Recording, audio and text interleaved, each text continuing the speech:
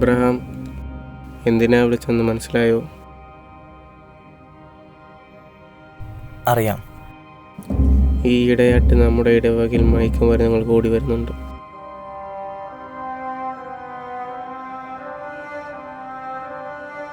നമ്മുടെ ഇടവകയിലെ ചില ആളുകളുടെ സഹായത്തോടു കൂടിയാണ് രാത്രികാലം മയക്കുമരുന്നുകൾ എത്തിക്കുന്നത്.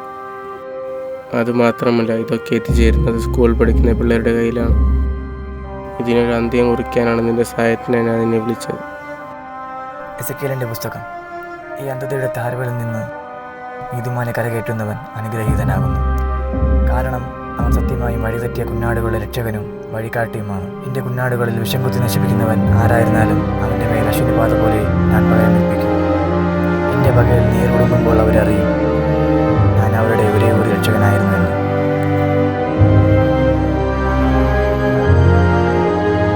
ഈശോ മിശിഹായ്ക്ക് സ്തുതിയായിരിക്കട്ടെ.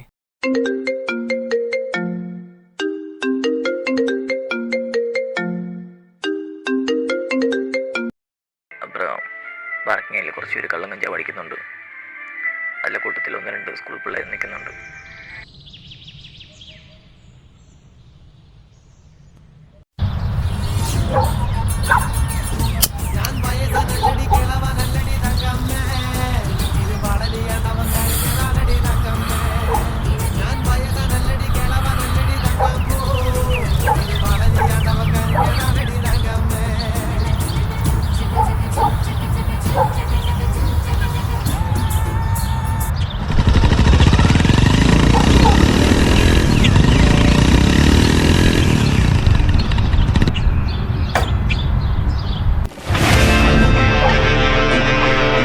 ഇമാതിരി പണിയോട് നടക്കില്ല പലവട്ടം ഞാൻ പറഞ്ഞിട്ടുണ്ട്.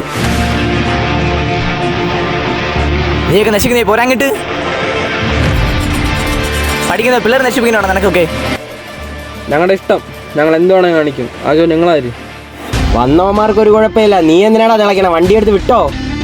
ഞാനാ പിടിക്കുന്ന പ്രായത്തിൽ പിള്ളേരെ കയ്യിൽ കഞ്ചാവും കള്ളും കൊടുത്തിട്ട് നീ ഒന്ന് ചിരക്കിനാടാ.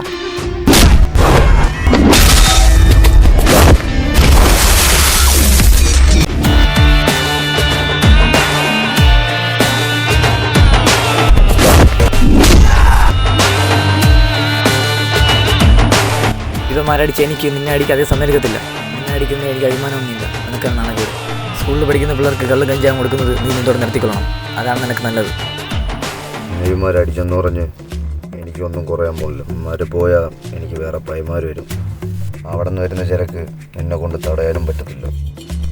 നീ പറഞ്ഞതൊക്കെ നടന്നതിനെ അറിഞ്ഞാ അങ്ങ് ഒരു വരക്കം കൂടെ അങ്ങ് ഞാൻ വരുമാനം കൂടെ നടന്ന് ജീവിതങ്ങളേത് 4 ശതമാനം അടിക്കേണ്ട വഴി നോക്കടാ. എനിക്ക് പറഞ്ഞു തരാനും പറ്റൂ. ചെയ്യേണ്ടത് നിങ്ങളാണ്.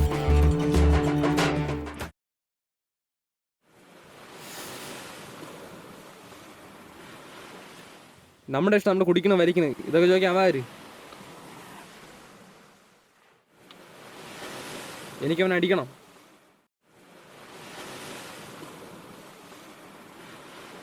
ഹലോ, നീയൊക്കെ അടിയൊക്കെ വന്നിട്ടിരിക്കുന്നു, പിന്നെ അവനെ തിരിച്ചടിക്കണ്ടേ? ഓ ശരി ചേട്ടാ.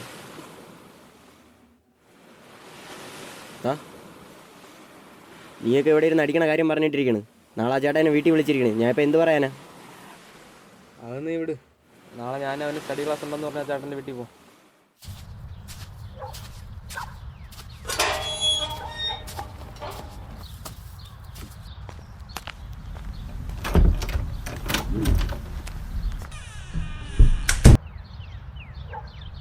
കഴിഞ്ഞ ദിവസം സാധനം പറഞ്ഞോ? എടുത്തു കൊടുക്കടാ.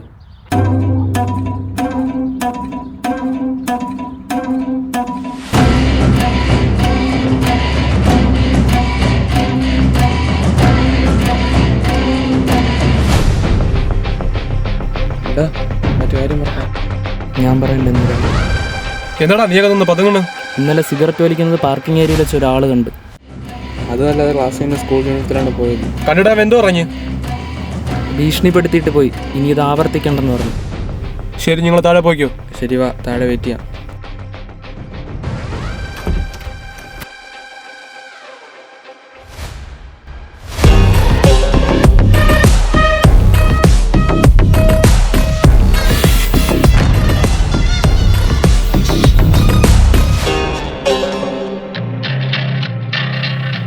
അവന്മാർ താഴെ നിൽപ്പുണ്ട്. അവന്മാർക്ക് ആവശ്യമുള്ള സാധനം കൊടുത്തേക്ക്. പെട്ടെന്ന് പാക്ക് ചെയ്യണ്ടോ?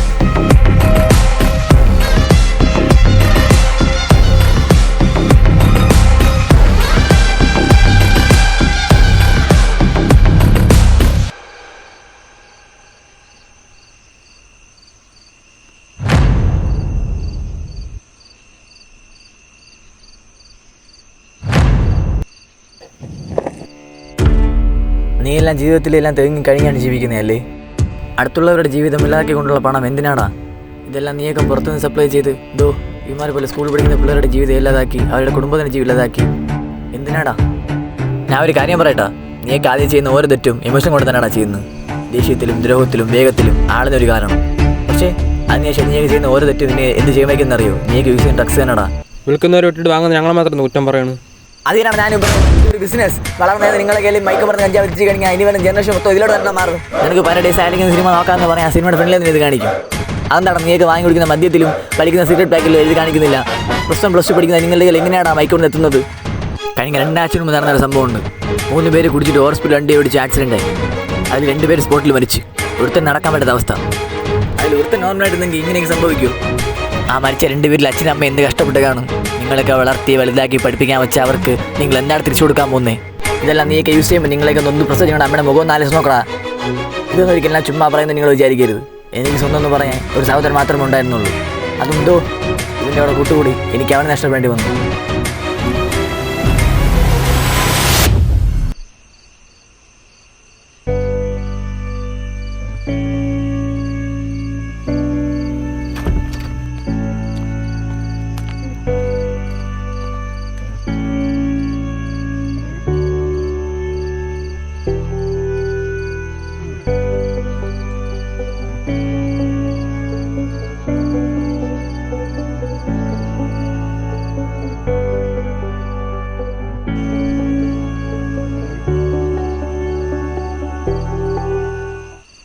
വന്നിട്ട് പ്രാർത്ഥനയ്ക്ക് ഇരുന്നില്ല? ചെറിയൊരു തലവേദന, അതാണ് ഇരിക്കാത്തത്.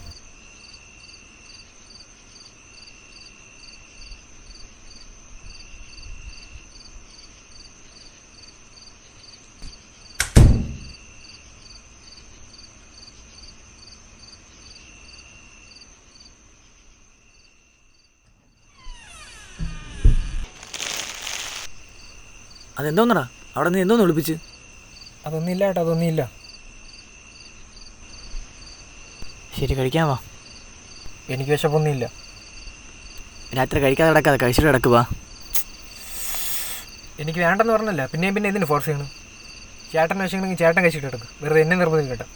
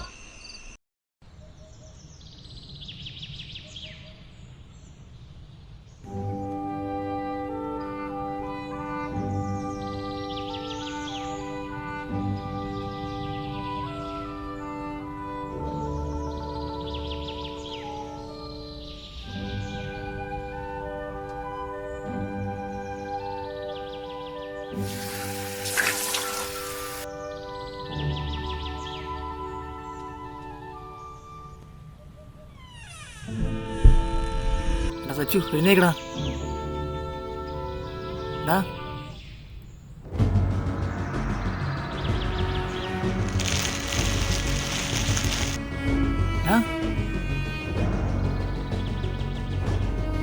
സച്ചുടാ,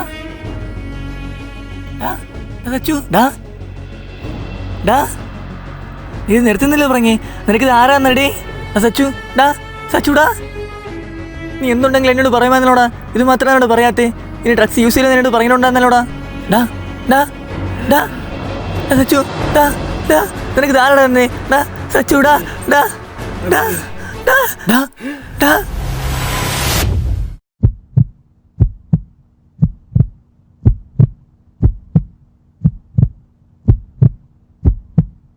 ഡാ സച്ചു.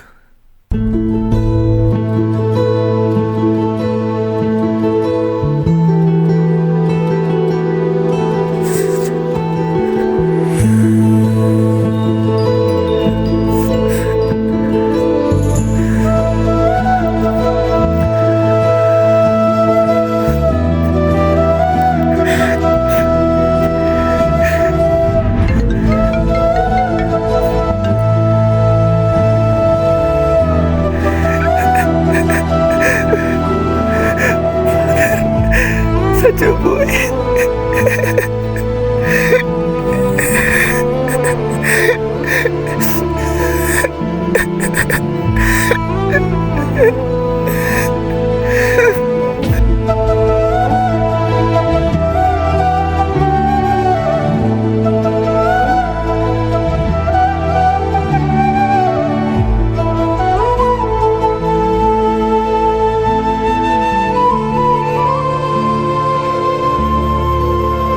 അബ്രഹാം, നടന്ന് എൻ്റെ വിഷമം എനിക്ക് മനസ്സിലാവുന്നുണ്ട്.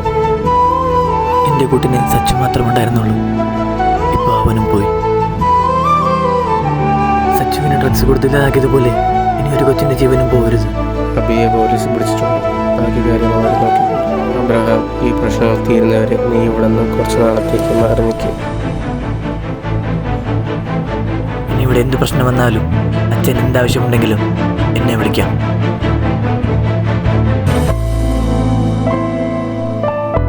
നിനക്കൊക്കെ അസുഖം വന്ന ഓടിപ്പോയി അങ്ങനെ മരുന്നിന് നീക്ക് GST അടയ്ക്കുന്നു. സ്വന്തം അമ്മമാരുടെ താലിലടക്കുന്ന മദ്യത്തിന് GST ഇല്ല. നീയൊക്കെ ഡ്രഗ്സ് യൂസ് ചെയ്യുമ്പോൾ നിങ്ങൾ വിചാരിക്കും, ഓ ഞാൻ ഇപ്പോൾ എല്ലാവരും മുന്നിൽ വലിയൊരാളായിട്ട് മാറിയെന്ന്. പക്ഷേ അങ്ങനെയല്ല. നീയൊക്കെ ഇത് യൂസ് ചെയ്യും തോറും വീണ്ടും വീണ്ടും നിങ്ങൾ ആയുസ് കുറഞ്ഞുകൊണ്ടാണ് ഇരിക്കുന്നത്. ഈ ലോകത്തിൽ എത്രത്തോളം ഉന്നതമായ ജീവിതം എന്ന് പറയുക മനുഷ്യ ജീവിതം. ആ മനുഷ്യ ജീവിതത്തെ നിങ്ങളുടെ ചെറിയ ചെറിയ സന്തോഷത്തിന് വേണ്ടി ഒരിക്കലും നഷ്ടപ്പെടുത്താൻ പാടില്ല. ഇനിയെങ്കിലും നല്ല മനുഷ്യനായിട്ട് ജീവിക്കടാ. നാളെ നൈറ്റ് ഒരു പുതിയ ചരക്ക് വരുന്നു ഹാർബറിൽ. ഇതുവരെ വരാത്ത ഒരാളുടെ കയ്യിൽ നിന്നാണ് ആ ചരക്ക് വരുന്നത്. ആരുടെ? അസീസ്.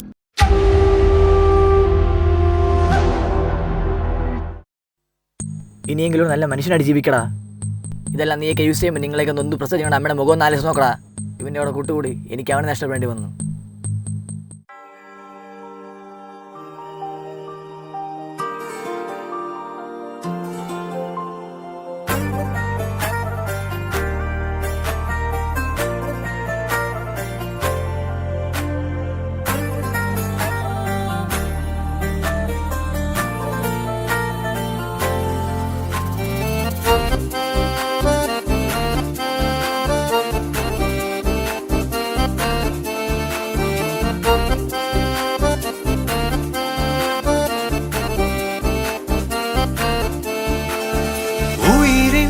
നാഥനെ ഉലകിൻ നാദിയേരുളിൻ വീതിയിൽ. അളിയാ, ഇന്നലെ വന്ന ചരക്കിന്റെ കാര്യം എന്തായി? ഓ, അത് കടലിൽ വെച്ച് തന്നെ കോസ്റ്റോടെ പിടിച്ചെന്ന് അറിഞ്ഞത്. അങ്ങനെയുള്ള അവന്മാരെ കര വെച്ച് തന്നെ പിടിച്ചു. ചരക്ക് എന്താണെന്ന് അറിയത്തില്ല.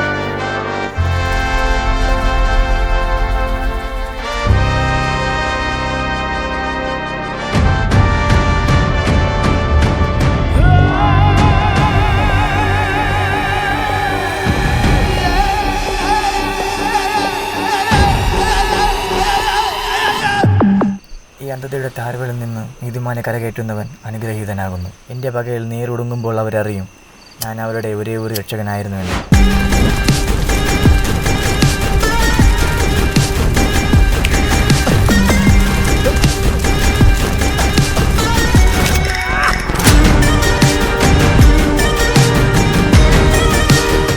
അബ്രഹാം അച്ഛനെന്ന വാക്ക് പാലിച്ചിരിക്കുന്നു. ഇനി എന്തെങ്കിലും ഒരു തിരിച്ചറിവുണ്ടെങ്കിൽ കാണാം.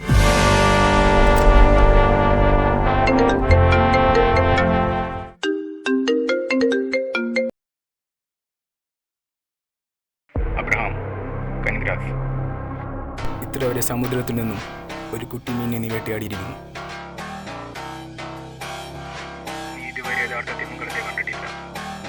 It's just beginning.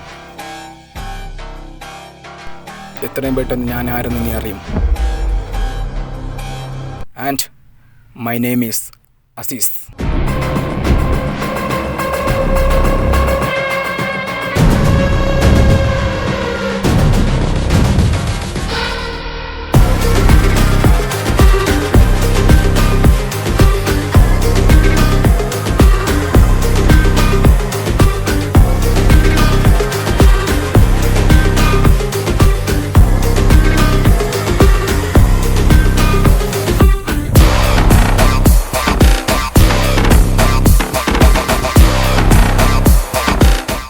അബ്രഹാം, ഇനി ഒരു തിരിച്ചുവരവില്ലെങ്കിൽ ഒന്ന് കുമ്പസാരിച്ചിട്ട് പോ. ചെയ്ത പാലം ഫാദർ കുമ്പസാരിക്കാൻ പറ്റത്തുള്ളൂ. ചെയ്യാൻ പോകുന്ന ഭാഗങ്ങൾ പറ്റത്തില്ലല്ലോ. ഈശോ മിശിഹായ്ക്ക് സ്തുതിയായിരിക്കട്ടെ.